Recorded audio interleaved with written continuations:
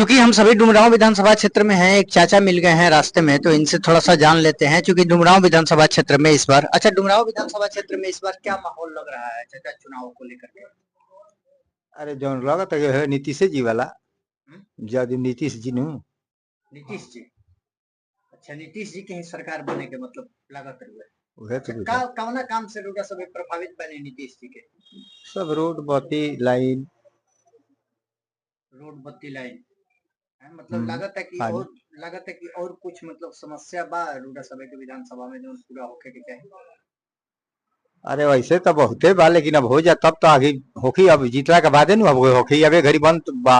जब होखे के बाद तो वही घड़ी अब तो कही लोगी होई। वही लगी, लेकिन मतलब वोट अब की बार अभी तब जब तक ले भइल तब चलता ठीक बा। रास्ता बा जवन बन जाता और बढ़िया बा। रास्ता। हाँ। तो मतलब इस बार क्या लग रहा है, कौन विधायक यहाँ से आप लोग जिता रहे हैं, किस विधायक को? का नाम?